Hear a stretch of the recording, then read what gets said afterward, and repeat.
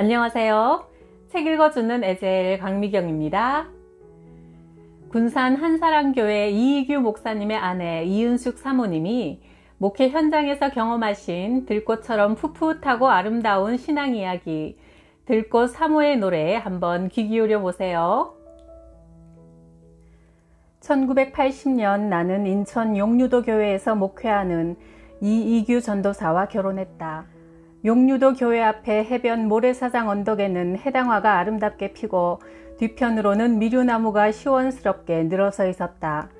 여름날 모래사장 속에서 애벌레가 부화되어 불쑥불쑥 말매미가 되어 날아오르는 것을 바라보고 있노라면 꼭 성도들의 부활을 보는 것 같았다. 곤충의 땅속 생활은 인간의 지상 생활과 같고 나비로의 재탄생은 인간의 영계 생활과 같이 값진 것인데도 얼마나 많은 사람들이 구원과 천국 생활에 대하여 무관심한지 한탄이 절로 나오곤 했다. 용류도 교회가 있는 섬에는 미신이 만연해 나이 많은 구권사님의 아들은 정신병이 들어 잠도 안 자고 먹지도 않는데 힘은 천하장사였다. 그는 꼬불꼬불 산속집에 살면서 부모님에게 난동을 부리고 괴롭히기 일쑤라 온 마을의 근심거리였다. 그런데 이상하게도 전도사님이 나서기만 하면 벌벌 떨었다. 마을 사람들뿐만 아니라 교인들조차 젊은 총각 전도사에게 반말하며 가벼이 여기는데 이 정신 나간 사람만은 전도사님이 사택문만 나서도 멀리 산속에서 어떻게 알고 어이쿠 무서운 사람 오고 있다. 무서운 사람이 가까이 왔네 하고 벌벌 떨었다. 하루는 전도사님이 저녁에 교회에서 기도하고 있는데 그 아들이 교회로 들어와 찬송가를 따라 부르더니 갑자기 뒤로 벌렁 나자빠졌다. 영문 모르는 구권사는 아들이 죽었다며 기겁했는데 잠시 뒤 아들이 다시 일어나 앉아 정신이 완전 멀쩡해져 있었다. 그 일이 있은 후 그 어머니는 크게 감사하며 전도사님을 극진히 대접했다. 하루는 가평 시댁에 갔더니 시어머니가 쇠죽 끓이는 아궁이 앞에서 이런 이야기를 해주셨다. 우리 이규가 어릴 때부터 얼마나 기도를 많이 했는지 이화리교회로 새벽기도 하러 가면 해가 중천에 뜰 때까지 오질 않아서 내가 데리러 가야 했어. 그때 이규가 교회 전도사님 양식을 위해 금식 기도를 한다기에 내가 하루는 이 아궁이 앞에서 군부를 떼다가 그땐 내가 아직 예수님을 모를 때라 너무 화가 치밀어서 아들한테 말했지. 기도도 제발 정도껏 해라. 하나님이 계신다면 너희 교회 전도사가 왜 밥을 굶겠니? 그리고 하나님이 진짜 계시다면 병들어서 1년이 넘도록 죽지도 살지도 못하고 뼈만 남은 우리 집 개, 저 귀신 같은 개를 기도해서 죽이든지 살리든지 한번 해봐라 하고 구박했지. 그랬더니 이규가 그러더구나. 하나님은 전능하셔서 이스라엘 민족을 만나와 메추라기로 먹여 살린 것처럼 교인들이 돌보지 못해 굶는 교회 전도사님을 위해 하늘에서 꿩을 몰아주실 겁니다.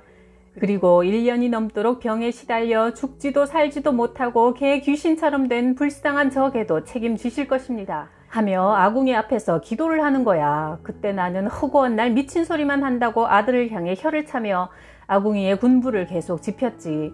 그런데 갑자기 꿩 한 마리가 벼락을 치듯이 내 치마폭으로 달려들어 꽁꽁 하는 바람에 아이쿠 이게 무슨 일이야 하며 부직갱이를 든 채 뒤로 벌렁 나자빠졌지 뭐냐. 그날이 마침 수요일이라 이규는 꿩을 들고 일찍이 교회로 가서 호롱불을 켜놓고 예배드릴 준비를 했지. 신학교에서 막 돌아온 전도사님이 설교를 하는데 교인들이 꾸벅꾸벅 졸기 시작하자 전도사님이 졸음을 깨운다고 강대상을 탁 쳤어. 그러자 그만 강대상 속에 이규가 묶어두었던 꿩이 놀라서 꿩꿩꿩 하는 바람에 모두 놀랐단다. 그러자 이규가 앞에 나가서 꿩을 들고 간증을 했어. 여러분이 돌보지 않아서 영양실조가 되어 얼굴이 누렇게 뜬 전도사님에게 하나님이 이스라엘 백성을 위해 메추라기를 주신 것처럼 오늘 이렇게 암꿩을 보내주셨습니다. 그리하여 주일날 꿩국을 끓여 함께 모두 나눠 먹고 그 후로는 교인들이 첫 열매와 11조를 앞다투어 드려 전도사님이 더 이상 양식 걱정을 하지 않게 되었단다. 애물단지였던 개도 그날 바로 죽었는데 나는 이 사건을 통해 하나님께서 인간의 생명뿐 아니라 새와 짐승들까지 거느리시는 걸 깨달았지. 그 후로도 아들이 너무 교회에 미치는 것 같아서 어떤 때는 내가 돌을 들기도 했단다. 어느 날 저녁 막내딸 찬이가 한밤중에 막 숨이 넘어가서 나도 모르게 너무 급해서 이규야 기도 좀 해라 하니 어머니가 그동안 나를 핍박한 것 회개하시고 회개 헌금을 내면 기도해 드릴게요 하는 게 아니겠니? 분한 마음을 참고 회개 헌금을 내놓았는데 이규가 찬이를 안고 기도하자마자 정말 거짓말같이 찬이가 일어나 앉았단다. 결국 그 일로 나와 네 시아버지는 우상을 버리고 예수님을 믿게 되었단다. 그게 벌써 35년 전의 이야기였다. 35년 전 남편이 다니던 가평 이화리 교회는 성전이 너무 초라하여 다시 건축을 해야 했다. 교회 건축에 쓰려고 시멘트 블록을 10올이나 되는 읍에서 리어카로 어렵게 실어다 놓았는데 동네 이장이 아들을 시켜 교회 벽돌을 가져다가 양계장을 짓겠다고 했다. 그는 당시 재산이 많아 우상 숭배와 타락한 생활을 하고 있었다. 벽돌을 도로 가져오라고 해도 강팍하게 외면했다. 그 뒤 이장이 원인 모를 병에 걸려 병명도 모른 채 죽어갔다. 춘천에서 작두 타는 무당을 데려다가 한 달간 구술해도 차도가 없자 기도 많이 하는 총각 이규를 찾아왔다. 벽돌을 돌려주고 동네 잣나무를 교회 건축에 쓰도록 허락해주면 기도해 주겠소 하니 이장이 그렇게 하겠다고 약속하여 회개 기도를 시작했다. 성령이 강하게 역사하시는 것을 느끼는데 갑자기 윗방에서 꽝 소리와 함께 사람 죽는다는 신음소리가 나서 문을 열어보니 작두 타던 무당이 숨어서 예수를 대적하는 기도를 하다가 까무러쳐 있었다. 불쌍히 여겨져 기도했더니 깨어나서 말하기를 당신이 큰 신에게 기도할 때 나도 귀신에게 기도했소. 처음엔 싸워볼만 했는데 얼마 지나니 집채만한 불덩어리가 하늘에서 내려와 내 주위를 빙글빙글 돌더니 머리통을 탁 내리쳐서 까무라치고 말았소. 당신은 앞으로 목사가 되어 나와는 원수가 될 것이며 이 집안은 당신 때문에 복을 받을 것이요 라고 했다. 수많은 백꽃이 병풍처럼 둘러쳐져 있어 이화리라고 이름 붙여진 그 아름다운 동네에 그 후 마침내 교회가 아담하게 세워졌다. 남편은 천국과 지옥에 대해 영적으로 체험하고 싶어서 1년을 새벽마다 기도했다.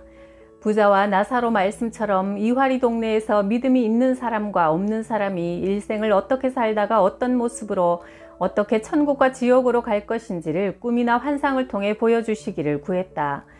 어느 겨울날 새벽 기도 때 이 기도가 응답되었다. 눈 오는 새벽 5시 전용기 담임 전도사님은 새벽 설교로 누가복음 16장의 부자와 나사로를 설교하셨고 기도하다 잠든 남편은 깊은 꿈을 꾸었다. 영화 같은 꿈이 펼쳐졌다. 당시 동네 이장이던 이생규는 마을에서 제일 부자이면서 10년 동안 이장직을 맡고 있었다. 우상 숭배를 많이 했고 본부인이 있음에도 서울에서 술집 여자 이산호를 첩으로 데려와 동네 한가운데 이화리 초등학교 옆에 집을 크게 짓고 술집을 운영하게 했다. 천사가 이산월이 걸어온 일생을 보여주는데 우상 숭배하는 모습, 술집에서 음란죄 짓는 모습이었다.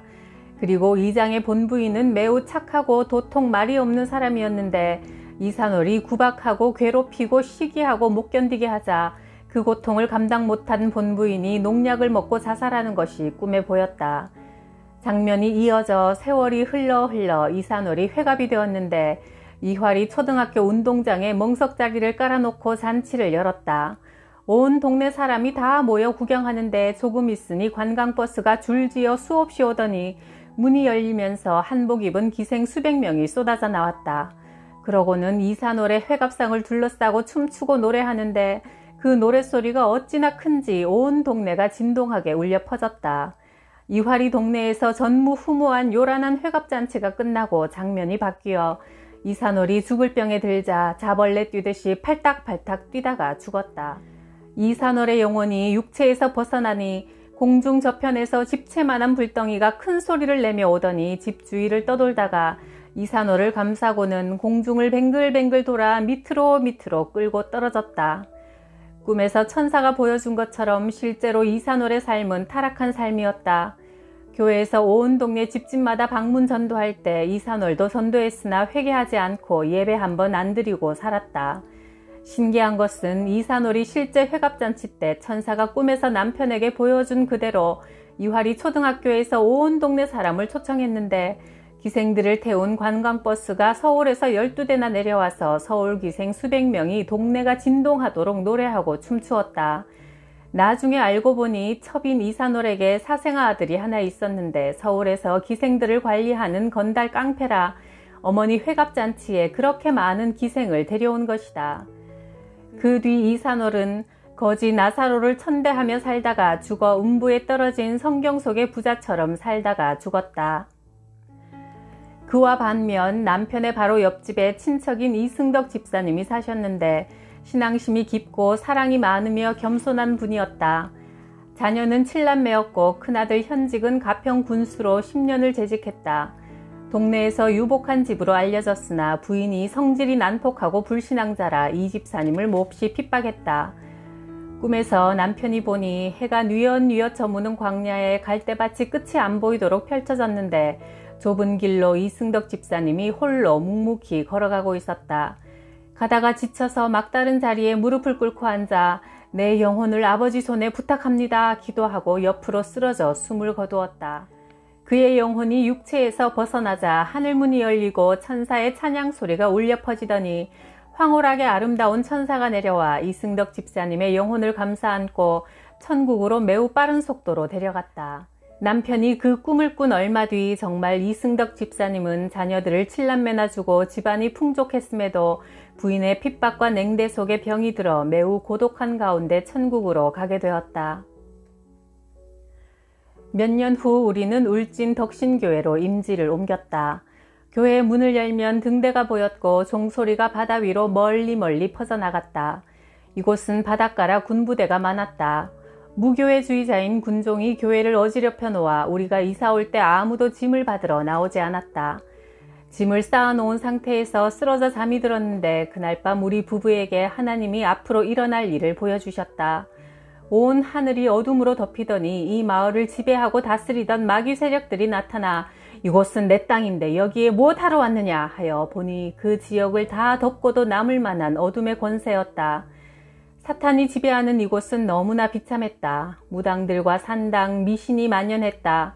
핍박이 심해서 교회도 교회 티가 나지 않게 일반 집처럼 지어놓았다. 어느 날 장성현이라는 사람이 기드온 협회에서 나온 파란색 성경책을 꼭 쥐고 찾아왔다. 귀신이 나를 죽이려 하니 도와주시오. 잠을 잘 수도 없고 수시로 바다로 뛰어들어 그때마다 동네 사람들이 나를 건졌소. 굿을 수없이 하고 몸이 허해서 그런가 싶어 구하기도 힘든 소고기도 많이 먹었지만 그것도 아니고 요즘에는 누워있으면 귀신이 벽과 천장에서 보입니다. 그러던 중 꿈에 지난날 태백 광산에서 같이 일하던 예수 잘 믿는 친구가 나타나서 너는 교회 나가야 살 수 있다고 하여 오늘 교회를 찾아오는데 교회로 오는 도중에도 귀신들이 계속 못 가게 방해를 하여 30분이면 올 것을 4시간이나 걸려서 왔습니다. 실제로 그의 얼굴을 보니 눈은 붉게 충혈돼 있었고 땀도 비오듯 흐르고 있었다. 우리는 무슨 드라마를 보는 것 같았다. 남편 전도사님이 기도해주고 복음을 전하자 그가 말하길 마귀들이 내 동생한테로 간답니다 했는데 얼마 후 그 동생이 거제도 대우 조선에서 술 먹고 오다가 길에서 얼어 죽었다는 소리에 또 한 번 놀라지 않을 수 없었다. 미신이 만연한 이 마을에는 불구자들이 많아서 가슴을 아프게 했다. 신문수 씨는 온 몸이 뒤틀려 있었고 대식이는 예배 시간마다 간질을 하여 뒤로 넘어졌다. 머리가 총명한 광수리는 소아마비로 의족을 의지하며 살았고 해처럼 밝은 춘예는 안진뱅이였다. 등대지기 성도는 온 몸에 고치지 못하는 피부병이 있어 결혼을 못하고 외롭게 신앙생활을 하고 있었다. 이 외에도 정신병 앓는 처녀, 바다의 아버지를 잃고 교회에 와서 매일 우는 은숙자매, 폐병으로 은행에서 사표를 내고 쉬고 있는 복륜이, 밤에 잠을 못 자고 밤새 산을 오르내리는 홍정순, 그나마 성한 사람이라곤 미술대학을 다니다가 중퇴한 청년이 있었는데 그 역시 심한 우울증에 빠져 있었다. 다들 기가 막힌 사람들이었다. 그러나 이 청년들을 말씀으로 양육하고 모여 함께 기도하는 일에 힘썼더니 이 조그마한 교회에서 감신, 장신, 순복음 등 각 교단의 목회자들이 많이 나왔다. 그중 30살 홍종순 청년은 의사였던 아버지가 알코올 중독으로 일찍 돌아가시고 어머니와 함께 살았는데 앞날에 대한 불안 때문에 밤에 잠을 못 자는 병에 걸려 집 앞에 현종산을 오르락 내리락 하며 10년이 넘도록 병과 싸움했다. 그러다가 교회에서 기도하다가 잠을 자면서부터 치료가 되어 협성신학대학에 입학했고 지금은 미국에서 목회하고 있다. 도사연 집사는 산속에서 시보리를 뛰어서 새벽 기도를 나오는데 전도사님이 강단에 올라가기만 하면 청년들을 보고 주님의 종이 되라고 외치는 것에 불만이 많았다. 그런데 하루는 노루 한 마리를 들고 와서 전도사님 해드리란다. 사연인즉 예배 시간마다 전도사님이 이 사람 저 사람 보고 목사가 되라고 기도할 때마다 늘 불만을 품고 있었는데 한 달 전부터는 더 이상 참기가 힘들어 예배 시간에 일어나 뛰어나오고 싶었단다. 그런데 그 즈음부터 턱에 항아리만한 혹이 크게 잡혀 병원에도 가보고 별짓을 다 해도 차도가 없고 아무래도 전도사님 하시는 일에 반항을 해서 벌받는가 싶어 회개하는 마음으로 이 노루를 산에서 직접 잡아왔으니 받아달라고 했다. 노루를 안고 서 있는 그를 보니 정말 턱이 퉁퉁 부어서 밥도 제대로 못 먹게 생겼다. 전도사님은 어린아이같이 순박한 그를 위해 기도를 길고도 길게 해주었다. 그 뒤 신기하게 도사연 집사는 턱병이 나았을 뿐 아니라 명랑하게 새벽에 제일 일찍 나와서 기도하더니 도시락을 여러 개 싸들고 서울로 신학교를 다니며 무섭게 공부했고 지금은 울진 오산 1, 2 바닷가 옆에 순복음교회를 개척하여 목회하고 있다. 어느 날 고기잡이 하는 백집사님이 첫 열매라며 금방 잡은 숭어를 교회로 가져왔다. 어린아이같이 순수한 신앙이 기특하여 전도사님은 참으로 길게 축복 기도를 했다. 그런데 백집사님이 다시 바다로 나갔다가 곧바로 헐레벌떡 다시 뛰어들어왔다. 그물에 고기가 너무 많이 걸려서 교인들이 도와주어야 한다며 난리였다. 섬 역사상 이런 일이 없었단다. 전도사님과 교인들은 바다로 달려가 고기를 건져 육지에 팔았다. 우리가 울진 덕신교회에서 목회할 때 바로 옆에 무릉이라는 동네가 있었다. 하루는 무릉 이장이 찾아와서 하소연했다. 어장이 10년 동안 고기는 안 잡히고 사고만 자꾸 일어나서 무당을 데려다 풍어제로 대굿을 했으나 그래도 여전히 고기가 안 잡혀서 죽게 생겼소. 우리 딸이 서울에서 전도사를 하고 있으니 교회에서 좀 도와주시오. 그리하여 남편 전도사님이 우리 한번 예배를 드립시다 하니 이장은 순순히 마을 회관을 내주었다. 한 달이 넘도록 매일 저녁마다 가서 예배를 드리는 중에 무릉어장에 고기가 많이 잡혔다고 난리가 났다. 옆에 어장들은 여전히 흉어인데 무릉어장에만 고기가 때로 몰려들었다며 하나님이 살아계신다고 사람들이 난리였다. 바다를 펴시고 물고기를 그 속에 넣으시니가 우직한 기도를 안 들어주고 견디시겠는가. 기도할 때는 응답이 될 때까지 우직하게 해야 한다는 것을 깨달았다. 임윤자 집사님이 명산시장에 점포를 얻어 장사를 하는데 장사가 안 되어서 요즘은 아예 문을 닫고 월세만 50만 원씩 물어내고 있다고 했다. 그리하여 한 달 동안 그이와 그 문제를 놓고 기도했다. 그러던 중 가게를 수월하게 처분하고 새로 갈비집을 열었는데 감사하게도 장사가 잘 되었다. 그러자 임 집사님은 자기가 교회를 세우겠다고 수없이 약속했지만 결국 이 핑계 저 핑계로 못하겠다고 했고 나중에는 장사하느라 바쁘다며 교회조차 나오지 않았다. 그 성도를 잊고 있었는데 어느 날 우리를 찾아왔다. 위암 말기인데 우리 교회에서 금식하며 기도하고 싶다고 했다. 나와 함께 교회에서 금식하던 3일째 암덩어리가 포도송이처럼 쏟아져 대하로 수도 없이 받아 화장실에 버렸다. 그러자 임 집사가 말했다. 제가 교회를 짓겠다고 서원을 해놓고 이루기는커녕 주일도 제대로 못 지키고 죄를 너무 많이 지었어요. 늦었지만 제 전 재산인 1,300만 원을 드리겠습니다 하여 교회 건축이 시작되었다. 하지만 돈이 너무 턱없이 부족했다. 공사비가 떨어질 때마다 금식 기도를 하면 이상하게도 꼭 물질이 주어졌다.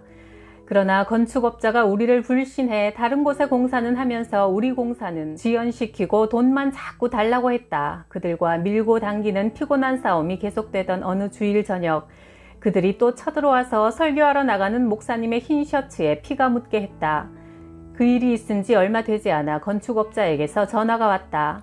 병원에 입원 중인데 2주일이 넘도록 열이 떨어지지 않으니 제발 와서 기도해달라고 부탁했다. 목사님이 가서 기도하니 다행히 열이 내렸고 퇴원한 건축업자는 부인과 함께 교회에 나와서 특별 찬양을 했고 그 부인이 금목걸이를 헌금하여 지금의 종탑에 십자가를 세우게 되었다. 교회 천정 공사를 할 때 2층에서 감독하던 남편 목사님이 집으로 들어오는 소리가 들렸다. 기도하고 있던 나는 그 순간 나도 모르게 목사님 3층 기도실로 올라가서 기도하세요 하고 소리쳤다. 그러자 남편이 기도만 하고 있으면 누가 교회를 지어주나? 지금은 건축할 때야 하며 획 밖으로 다시 나가버렸다. 그리고 10분 후 일하던 청년이 들어와 목사님이 본당 2층에서 떨어졌어요 하며 다급하게 전했다. 천장에 올라가서 이를 점검하다가 화를 당한 것이다. 머리에서 피가 뭉클뭉클 쏟아졌고 팔이 심하게 부러졌다. 남편은 퉁퉁 부은 얼굴로 팔에 깁스를 하고 15일 동안 빨대로 국물만 마셔야 했다. 의사는 팔을 수술해도 불구가 된다고 했다. 나는 눈물을 쏟으며 남편을 위해 매일 기도하던 중 환상으로 주님을 보았다. 누워서 신음하는 남편의 머리맡에서 남편을 불꽃 같은 눈으로 지켜보고 계신 분이 말씀하셨다. 이 종을 위해 너무 근심하지 마라. 죽으면 내 품이고 살면 사명이다. 너는 주의 종을 돕는 사명자이니 네 본분만 다하라. 나는 마음의 안정을 찾고 내게 강 같은 평화, 내게 강 같은 평화 찬송을 불렀다. 15일 후 가서 엑스레이를 찍어보니 그 사이 뼈에 있던 금이 사라져 머리가 허연 노 교수님이 깜짝 놀랐다. 남편은 그 손으로 벽돌을 올려 3층짜리 예배당 건축을 마무리하고 지금까지 건강하게 충성스럽게 잘 목회하고 있다. 하나님은 살아계셔서 각 사람이 행한 대로 갚아주시는 분이구나 하는 걸 저는 다시 한번 느꼈습니다. 하나님을 기쁘게 하여 복과 사랑 듬뿍 받으세요. 구독, 좋아요, 댓글로 사랑을 듬뿍 쏟아주셔서 감사해요.